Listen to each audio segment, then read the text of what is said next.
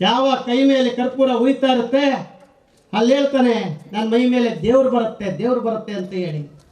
ಮಕ್ಕಳೇ, ಕೈ ಮೇಲೆ ಕರ್ಪೂರ ಉರಿದ್ರೆ ದೇವ್ರು ಬರ್ಲಿಕ್ಕೆ ಸಾಧ್ಯ ಆಗತ್ತಾ? ಇಲ್ಲ, ಸುಟ್ಟಿರುತ್ತೆ, ಅವ್ರಿಗೆ ಸುಟ್ಟಿರಲ್ಲ.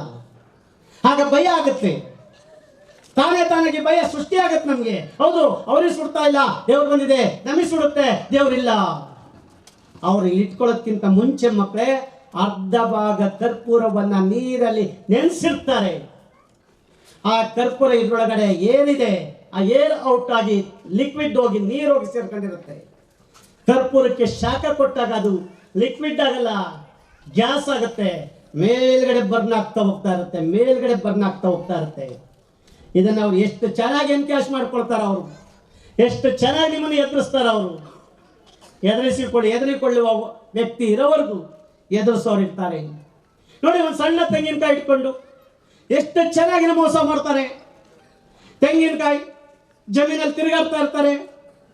ನಿಮ್ಮ ಅಪ್ಪ ಅಮ್ಮ ಇವತ್ತು ನಂಬಿದ್ದಾರೆ, ಲ್ಯಾಂಡಲ್ಲಿ ತಿರುಗಾಡ್ತಾ ಇರ್ತಾರೆ.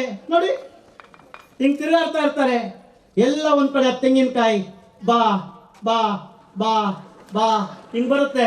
ಆ ಕಡೆಯಿಂದ ಈ ಕಡೆಗೆ, ಈ ಕಡೆಯಿಂದ ಆ ಕಡೆ ಹಿಂಗೆ ಆಡ್ತಾ ಇರುತ್ತೆ. ಅದು ಯಾವಾಗ ಆಡ್ತಾ ಇರುತ್ತೆ ಹೇಳ್ತಾರಲ್ಲಿ ಪಾಯಿಂಟ್ ತೆಗಿರಿ ನೀರು ಸಿಗುತ್ತೆ. ಏನ್ರಿ ಇದು? ಹೇಳ್ತೀವಿ ಸೈನ್ಸ್ ಮುಂದುವರೆದಿದೆ ಅಂತ. ಇವತ್ತು ನಿಮ್ಮ ಅಪ್ಪ ಅಮ್ಮ ನಂಬ್ತಾರೆ.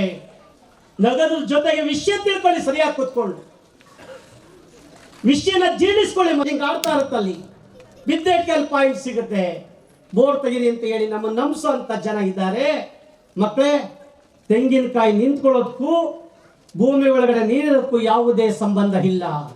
ನೋಡಿ, ಇಲ್ಲಿ ಏನಾಗತ್ತ, ಅವನು ತೆಂಗಿನಕಾಯಿ ಇಟ್ಕೊಳ್ಳೋ ಸತ್ಯ, ಜಮೀನಲ್ಲಿ ತಿರುಗಾಡ್ತಾ ಇರೋದು ಸತ್ಯ.